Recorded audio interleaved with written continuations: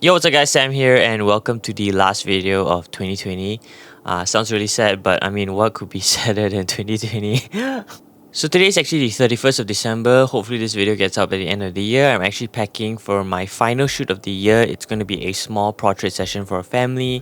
And I thought it'd be interesting while I'm doing this is to talk about a couple of my favorite photography pickups of the entire year, as well as some of my favorite photos that I've taken this year, as well as some goals that I want to achieve for next year. So today's going to be more chill and relaxed. Just going to pick up something to drink, put this video, let it play on the side, and as I ramble on and talk about some of my favorite photography year, as well as some things that I want to accomplish next year.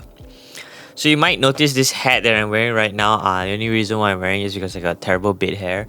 But this is actually one of my favorite photography pickups that I picked up this year. I think I bought this from Uniqlo or something like that. I can't remember. But this has been this has been actually very helpful for me, especially when I go and shoot, not just for street photography but also for work. A couple of jobs that I've been taking up this year, a lot of it has been outdoors, and it's honestly, when you are a photographer, the last thing that a lot of people forget is they forget about their health. And one thing is very important is to at least try and cover up as much as you can whenever you're going out. So one of my next goals is probably to get like long sleeve shirts, t-shirts, just so when I'm going out in the hot sun I don't get hit by the sun directly. It sounds a little bit diva to say, but these things go a long way. A lot of small practices that you do really make a lot of difference in your photography life and career down the road. So this is one of my favorite. It's really comfortable. I know my girlfriend told me that I look like a fisherman, but you know, for me it's like it doesn't really matter about the looks. Ultimately, if it gets the job done, it's more than enough for me. Obviously, my next photography favorite of 2020 has been this one. This is the 1DX Mark III. Obviously, I think by now you guys should probably know that the 1DX Mark III is something that I personally enjoy shooting with. It's been a camera that I have been thoroughly happy with, and I think I'm finally ready to make a year-long review, a real-world review of this camera. I don't want to just... the couple of reviews, there are not many honestly on YouTube, but the couple of reviews that I saw, like, people just buy the camera for like 2 weeks and then make a full in-depth review. I don't think that's the way it works, because like, as much as this camera is great, there are a lot of quirks that go along with it that I'm not too particularly a huge fan of. But ultimately, this camera has been like a workhorse for me, and I honestly feel that it has changed my professional career, and it has probably changed the way I shoot things. And I finally found a camera that really fits the style of shooting that I do. And I think that's very important, because like, I think the best camera overall in value is still the EOS R. It's still a great camera. It shoots really good video and photo. However, there are a couple of quirks to the camera that personally didn't fit the way I shoot. It's not a bad camera by any means, but I think it's very important when you are looking for a type of camera, or you're looking to, you know, just settle down with the camera. It's very important to find something that fits the style of which you shoot. All cameras out there are great, it's just which one really fits. Another cool photography pickup, not really photography, it could be filmmaking, is these body caps that you see right here. I have one for this one. This is the EF version from Condor Blue. They sent it to me. I'm really thankful to them. They also have like this RF version, which is for RF cameras, but they fit on the EF ones as well. They don't really do anything other than make your camera cool. I think, solid block of whatever you call it, aluminum, metal, whatever it is. But it just makes your camera look a lot cooler than the standard black body caps that you see on the market. You see this? It just makes it look really cool, and when people see it, right, a lot of people are like, oh my god, what is that? What camera is that? And I think that's just a testament of like how I think when you are a photographer and you're looking about branding and looking to make yourself a lot different, it's very important to find things that sort of help with that. This is not a necessary. This cap is definitely not a necessity to buy, and versus like, you know, a flash that can give you something better, give you actual results. These are small things that add up to your branding and your image, and it just helps people remember you more when they see something that's out of the ordinary or something that's really cool. I actually saw my EOS R somewhere towards the end of the year, I think somewhere in October, I can't really remember, and I picked up 2 other cameras. No, it is not a digital camera, but I want to show you guys. This is the first camera that I picked up. This is the Canon F1. This is a camera that I've been waiting and looking for a long time. As most of you guys know, I started picking up film at the beginning of the year, and that has been something that has been really rewarding for me, and something that I do want to continue. And the best way for me to continue is just to experience new cameras that, you know, I normally would not try if I were to have stuck with digital. And the F1 was probably the 1DX of its time. This is actually the new F1 because there were a couple of versions. I really love this camera because the viewfinder is super bright. I mean, and this camera looks so cool. I mean, come on, just look at that. It looks so badass. I mean, I'm gonna do a review about this. This is gonna be very hard. But something that's really cool is that you can actually take out the top point, the prism on the top, and it actually becomes like a waist level viewfinder, which is something that's really cool. You can put it back in, but I think the best part about this is honestly just the sounds and the feel of the camera. It doesn't look like it, but it's actually a very heavy camera compared to like an AE1 that I have. But if you hear the sounds of the shutter, it's just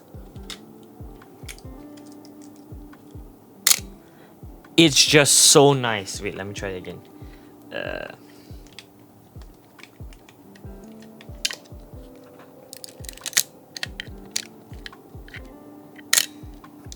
It feels so nice to hold and shoot with. I've shot a single roll on it, but I've kind of like made a couple of mistakes on it because I'm not really used to SLRs. I'm more used to rangefinder shooting. But the lens I got with it was the 50mm f1.4 FD SSC. It's in really immaculate condition. I'm really happy with this purchase. Really happy with the lens as well. I do like the way it renders certain things, but my favorite film camera pickup of the year was actually this. This is a rangefinder. This, my friends, is the Canon 7. I got this as a Christmas present for myself on Christmas Day. It is, I will tell you this, is not the best rangefinder camera I've used. I own another rangefinder camera which I think is the best, but unfortunately I can't show that. But this Canon 7 has been a joy to use. Ergonomics are a bit shit, but overall the viewfinder, the viewfinder on this is bright and huge. I mean, like, it's so easy to see. It's quiet, it has a metal curtain, and like, unlike, you know, the problem with these models were that the shutter curtain will always wrinkle up, and there's no wrinkle on this one, which is really rare to find.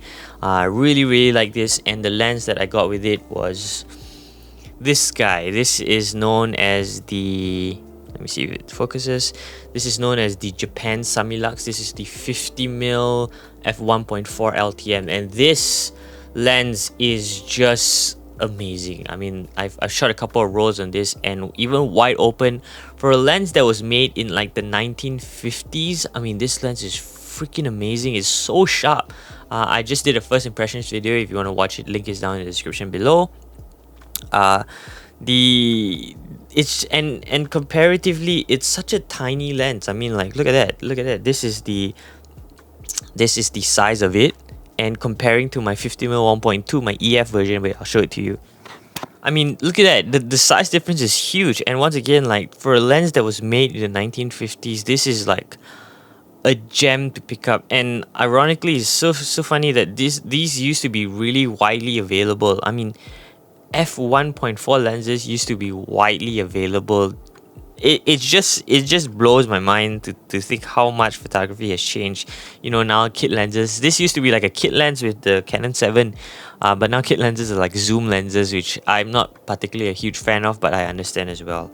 One thing I don't like about the lens is like it has a really long focus throw, which is really hard to focus fast on the streets, and also it only focuses up to like 1 meter, which is not really fun.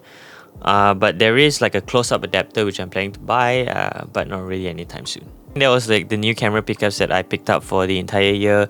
I didn't really change any of my lenses. I kept, the same lenses all this while. Nothing much to change. My favorite lens is still the 35 1.4 that's shooting me. But I want to move on to a couple of favorite things that I picked up as well. The first being this. Oh shit. The first being this Elinchrom D-Lite RX2. It is more of a consumer and a cheaper version of the Elinchrom Lite series. It's like a very cheap version. I didn't actually buy this. This was actually lent to me, or I want to say given a long-term loan from one of a client that said like he doesn't really use it and said like I would get more out of it. It came with a set, came out with 2 flashes. And honestly speaking, I've been using mostly Godox flashes for the most part as strobes. I never really understood the value of higher end strobes. Like, don't get me wrong, the stuff that Godox puts out is really nice. It's cheap, affordable. But when you use something like an Elinchrom light, right, there is just something that's different. The quality of light is much nicer. The color of the light is much more consistent, much more accurate. And when you're shooting, even the f-stops are like calculating exposure. It's really accurate, and it's something about the quality of the light on these Elinchrom strobes that I particularly like versus the Godox. It just makes your image look much more professional, and I just want to throw up a couple of shots that I've taken with this strobe right here.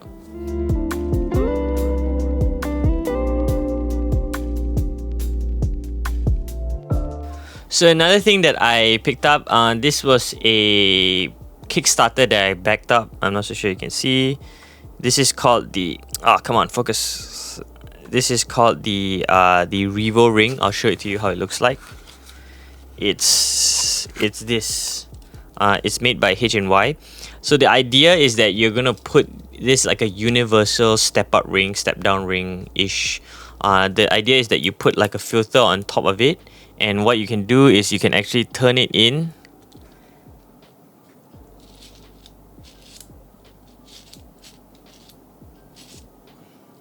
You can actually turn it in and put it and quickly change on multiple lenses without actually needing to unscrew your filters.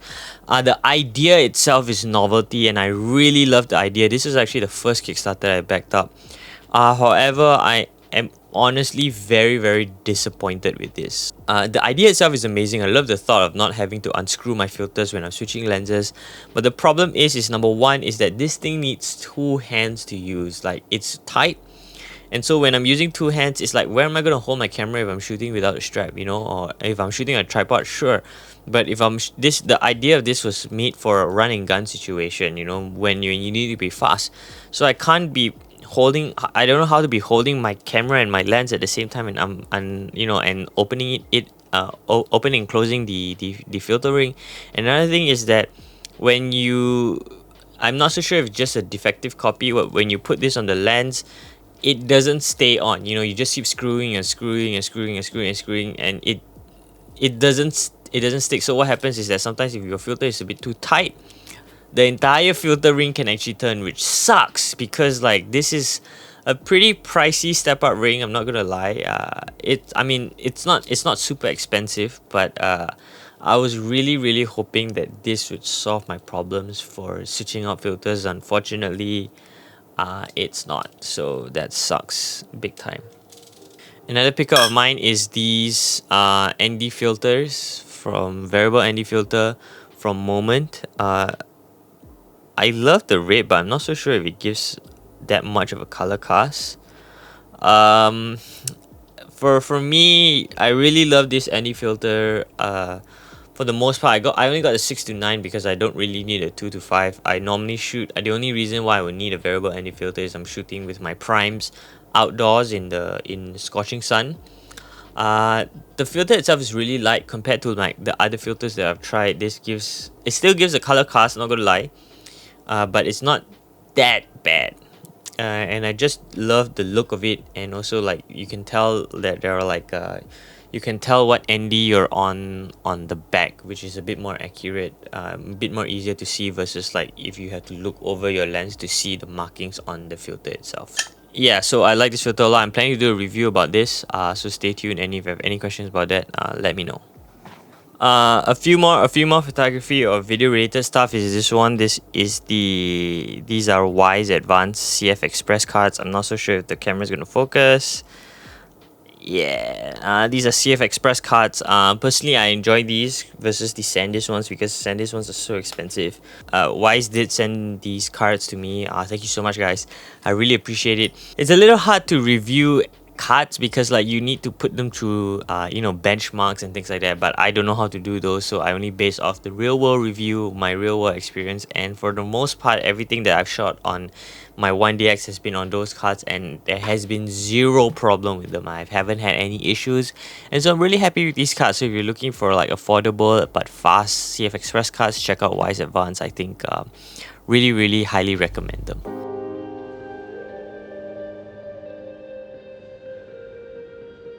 Final favorite for the year are these.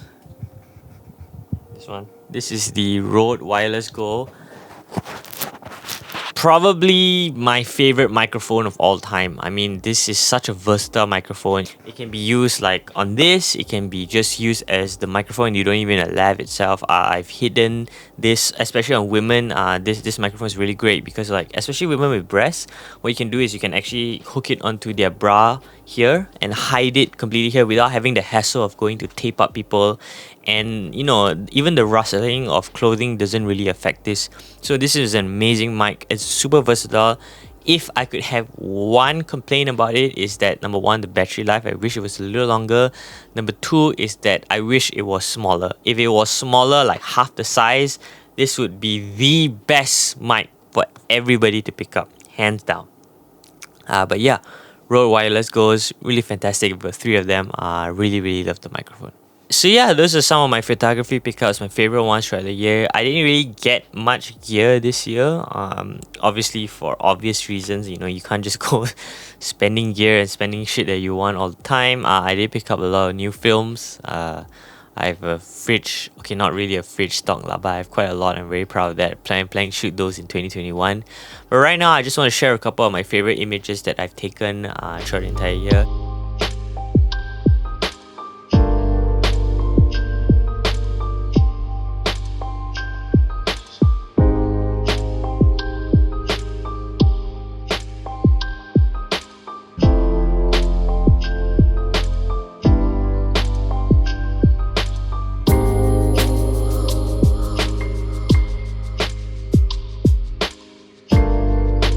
So yeah, welcome back. Hope you enjoyed some of those photos. Right now for this video, I want to talk about some of the goals that I have for 2021, and hopefully this is something that you can consider for yourself and your photography journey or your filmmaking journey. It doesn't really matter. It's more of like the fundamentals and the idea behind why these goals are important. So the first one obviously is I want to be more serious with YouTube. I'm not gonna lie, I did get 1 or 2 paychecks from YouTube. It's not a lot by any means, but it is nice to be able to know that what you're doing online, you know, has some sort of monetary impact. So I would appreciate all the ad clicks, you know, even some of the Amazon affiliates. It really does help out the channel. You don't have to give me any money. You just have to spend a little bit of time watching ads, and it really helps out a lot, because like for me, you know, just having most of my income just go, and then being able to find a new source of income through YouTube is really super rewarding for somebody like me that, you know, for the most part I've been trying to build a career mostly by myself, and I really appreciate all the support and kind words and views that everybody has been giving me. It really helps encourage me a lot to continue these videos. So yeah, in 2021 I do want to put out more videos. I said that like a couple of weeks ago in one video, but look at the consistency. I'm still going to try my best. I definitely will. So if you have any ideas of videos that you want to see, please do let me know. The second thing is I actually run a studio with a friend of mine. His name is Ruben. It's called Roundtable Studios. I do plan to focus more of my efforts into that and less into my freelancing. I want to be able to push more into higher end clients, pushing more into things that I've personally wanted to do for a long time, which is into the commercial space. So hopefully that's something that I want to do and pursue in the future. The third one is I definitely want to continue shooting more film. I think I've shot about like 50 rolls this year, maybe less than that, so that averages out to like one roll a week, which to me is pretty sad because I've really learned to love film photography, and I want to make images. I want to make even more images on film, and I think the only way to get better and to learn more is just to shoot more. And that's something that I've been very very adamant about, and that like I shoot all the time. I take photos all the time in my digital cameras. I've shot like thousands and thousands and thousands of photos. And I think that's the only way that I've learned, it's obviously through YouTube and things like that. But, finding your own way and doing your own self has been really, really rewarding for me. And so for me, is I want to shoot more film. Like, I at least want to double the amount of rolls that I've shot this year. I want to be able to shoot film every single day, finding new things to shoot and pursue, because for me, I feel like I've grown more in photography from learning film in this year than I have in the past 2 years. Ultimately, when you are shooting on digital, you reach a plateau that you can't really learn more. There's always something new to learn, but you can't really get better. And I feel like shooting film has helped me understand light more, has helped me understand exposure more. I'll probably do a video about why everybody should be shooting film. But yeah, very excited to shoot film more and probably pick up more film cameras along the way. Another one of my goals is to finally pursue a long-term photography project or long-term photography projects. I've currently started one about documenting my hometown or where I grew up in. It's a little bit cliche, I understand, but to me it means a lot because I've lived here for majority of my life, for like 25 years of my life, and so it's something that I do want to try. I don't really know the idea or concept behind it, but I do know that it's going to be based around where I stay. So I'm currently making images for that. Hopefully, I think this project's going to be like a 2-year project, and my final plan is to really produce a photo book that I can be really really proud of. I don't want to just produce a zine. I want to produce a proper photo book that is that people can have on their tables and read and see the images, because I I think why I've gravitated more towards photography is because photography can exist in the real world, unlike video. Video can only exist on a screen. It cannot really you cannot really hold your images. But ever since I started shooting film, like holding the negatives in my hand, it's just something that you cannot really describe why it's amazing. It's this tangible feeling of the photos that you made is a huge, it's something that I love so much, because it goes from like I composed the photo, I found the settings, and now it's a physical piece of image that I can hold. And to me, that is such an amazing feeling. I want to pursue more, and I want to learn how to, and I want my photos to be printed out onto paper so that people can actually bring it close up and actually see what the image looks like when I saw it. Looking on the screen is totally different than having it printed. So that's what I want to do, produce a photo book in the next 2 years. Also, I do want to learn how to develop my own film. That's something that I'm very, very interested and excited about. Like I said before, it's like it's just being able to be very on hand in the entire process, from taking the from taking the photo to developing the photo to printing out the photo. Is that whole process that I personally want to be part of and learn. It's a trade that is probably dying out, because I think a lot of people are just sending their films to labs to develop, and that's nothing wrong. It's a business decision, but I want to be very present in the way that I make images, and so I think this is one part of it. The final thing that I really want to think about, especially in terms of goals with my photography, is that understanding or reevaluating why I take photos. I think this is something that every photographer should be doing. Asking yourself, why do you do this? Why do you take photos? Why do you take videos? Or why do you paint? Why do you do music? It's very shallow. A lot of the answers that we give, including myself, are very shallow. And to be fair, honest, like if you ask anybody, also even if I ask you watching, why do you take photos? Majority of you will probably say, I love to capture the moment. I love to freeze the action. And for me, I used to say that also, and I found myself like it. Those reasons are part of the real reason why you take photos, but it's not the main reason. And I think we all need to understand why. And I think this is very important because, as most of you probably know, I'm very huge on definitions. I think it's very important to define everything that you do and everything that, because it just gives you clarity when you are going out there to shoot. It gives you clarity whenever you come to a point where you are having a existential crisis about why you're doing certain things. Falling back into the reasons as to why you're doing photography is very, very, very important, because once again, it just gives you a way to see where you're going. It gives you a solid foundation of to why you're doing, because everybody goes through burnout. But how do you get out of that burnout is understanding why you love to do the things that you do. And for me, it's just constantly reevaluating once again.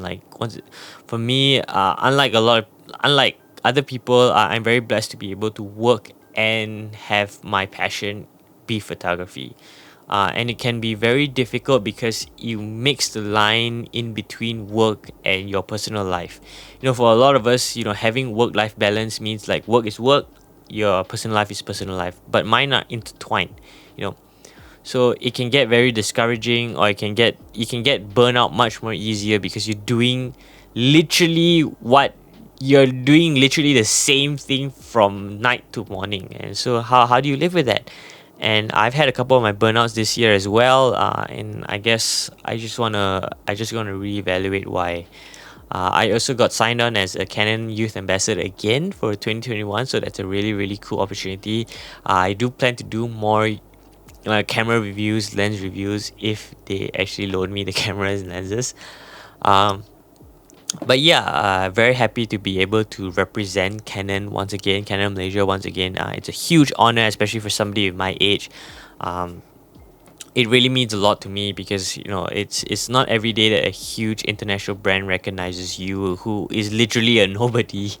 And I just want to pursue and learn photography a lot more and grow where I am as not just a person, not just a photographer, but also as a person and in the work that I create. So yeah, that's about it. I think this was a pretty long video. It looks like I've been recording for about like 45 minutes already. I really appreciate everyone watching, and if you are watching this video and watch to the end, I really appreciate. Do let me know your photography goals and some of the things that you really enjoyed this year. I would love to know, because it's just another learning process, and that's why YouTube's so interesting, is because when people give you talk to you in the comments and give you feedback and things like that, you learn as well.